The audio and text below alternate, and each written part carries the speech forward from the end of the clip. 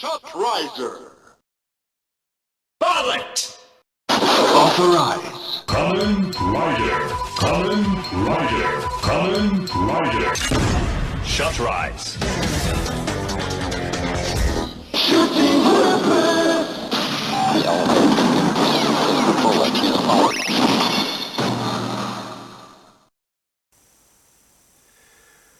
Hello YouTube, this is Charlie426, and today we have the review of the S.H.F Figuarts SHF Kamen Rider Vulcan. Now, I've pre-ordered this some time ago, and it has arrived last week, but due to my job working in a toy company in Korea, and last week being Children's Day, I was very busy. I did not have any holidays. I was working outside, so even on the weekend, so I did not have any time to make the review. So I am a week late, so sorry about that aspect. Anyway, the figure was definitely fun to, play around with, and so let's see what we got in the review. So first of all, as usual, let's go over our components. So first of all, what you get, of course, is obviously the rider itself, or himself, Kamen Rider Vulcan. It's actually, after getting this figure, it definitely felt like a long time since we've seen this form, because ever since he got the Assault Wolf key and then later the Rampage Vulcan key, he barely used this form at all. Other than that, obviously on the belt we have the Shot Riser on the belt.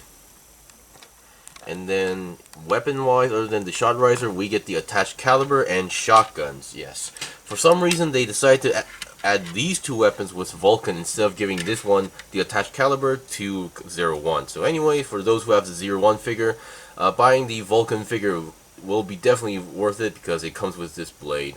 And also comes with the shotgun, which is usually meant for a Vulcan, and Vulcan did actually use the blade, so I can understand, but yeah, I don't think Zero-One ever actually used this weapon at all. But yeah, definitely fun weapons to pose around with. The only downside is that these things do not fold up, so you're just pretty much stuck with this form, so yeah.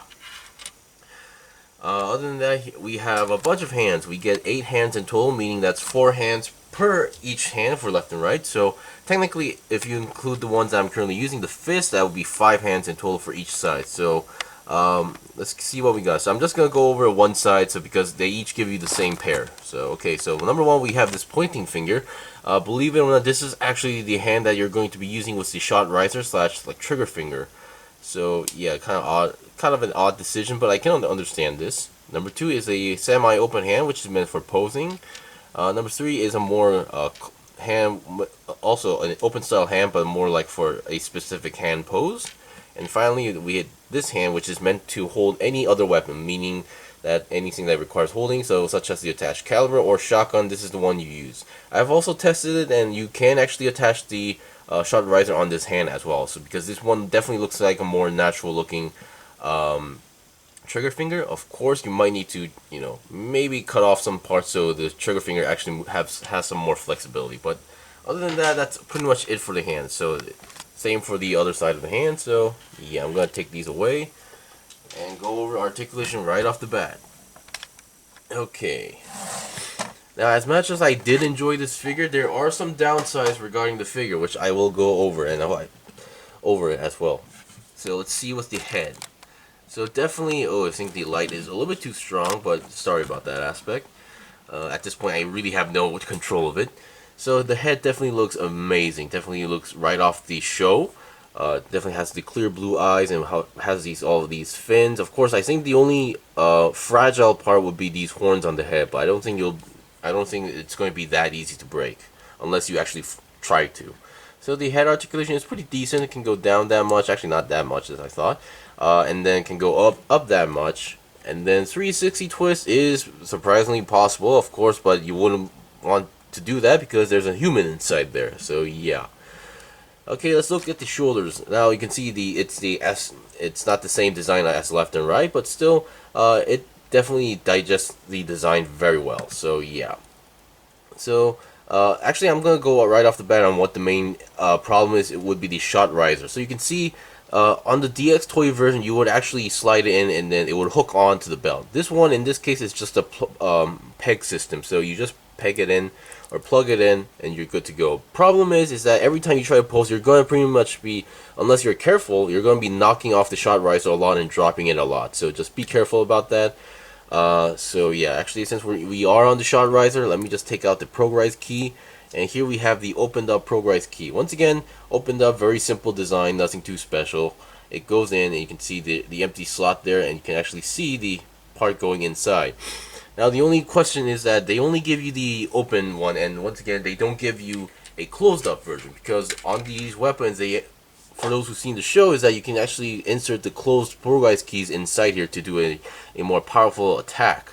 This one, but once again they don't give you that, and I've actually tried just putting it in the open one, and that's not how that works. So once again, I'm kind of questioning that aspect.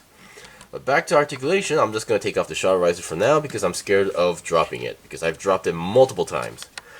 We have a nice ab crunch going on here, and can go side to side and then twist a little bit. Can't go 360, but you don't want to because human.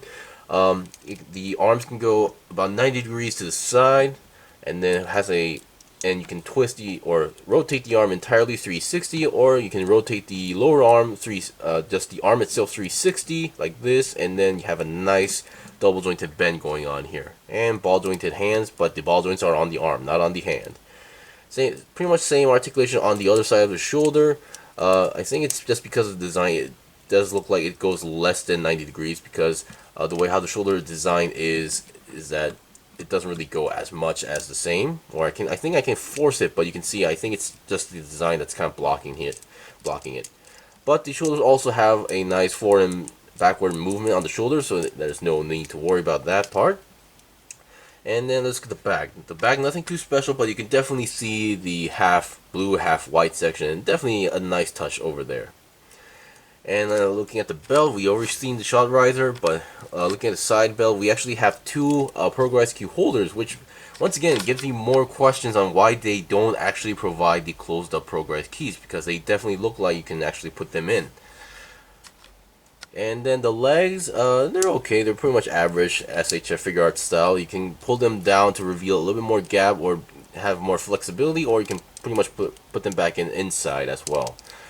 So the legs can go about almost 90 degrees to the side. It has a nice side swivel that can go 360. And then the legs can go forward up 90 degrees and back. Not exactly back, so because of how the bottom is actually designed, so you can't exactly go straight 90 degrees, but you can see you can definitely get a decent range out of it. And then we have a nice bend going on the legs, and then we have a nice pivot joint right over here that goes left and right, and then I believe we should have a toe bend right over there. And the feet can also twist 360.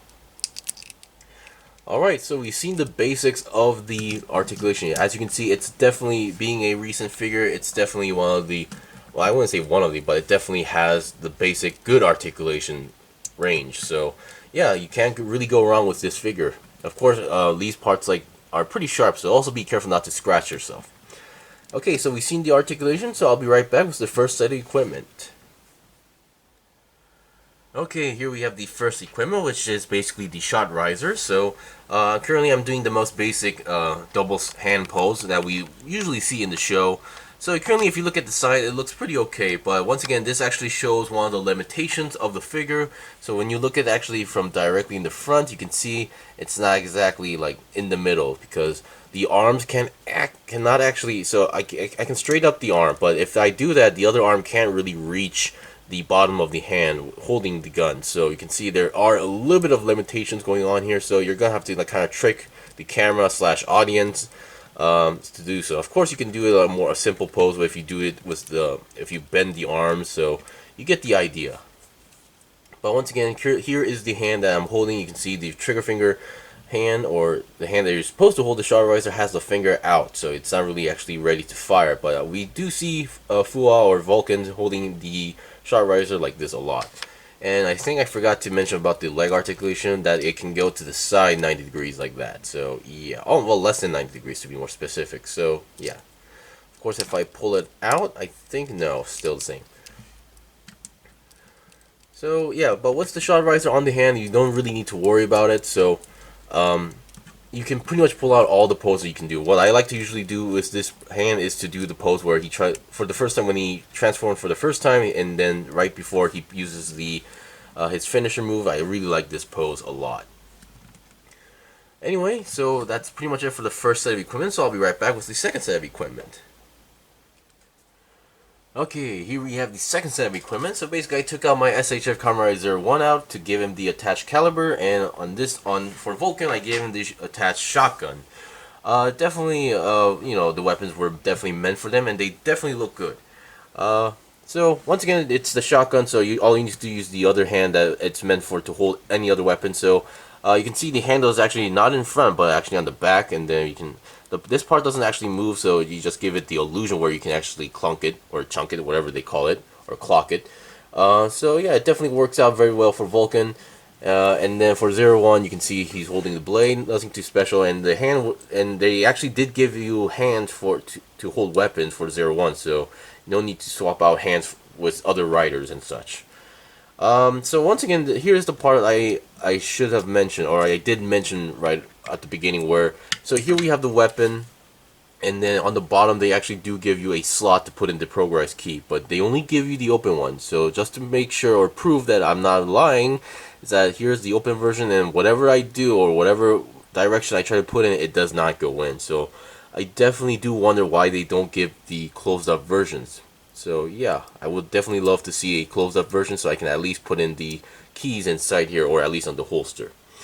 Alright, so we've seen the first time equipment, and since we have two riders and two weapons, I think there's only one thing left to do, so I'll be right back. Okay, here's the last part of the review. So basically now, since we have two weapons, you can also give the attached shotgun to Zero-One as well. And well, Zero-One, I don't think he actually ever used this weapon in the show, but with the same hand that you hold the attached caliber, you can pretty much hold the same weapon. Granted, the other open hand doesn't really look as natural to hold the other side of the shotgun, but still works good enough. And now finally for Vulcan, he can actually use the attached caliber without no problem, and in the show he does actually use this once with a finisher, and I definitely love that pose as well.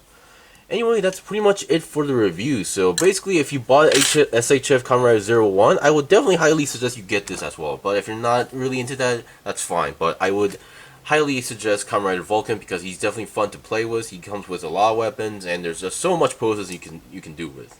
And also, yes, I am aware of Kamen Rider SHF Kamen Rider Thouser's announcement. I might actually get that. Hopefully, like, depending on which rider other comes out. But still, for now, he is in my list.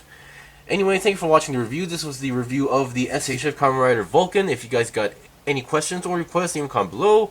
I still have more stuff to buy and build and make reviews out, so please stay tuned. Until then, see you guys next time.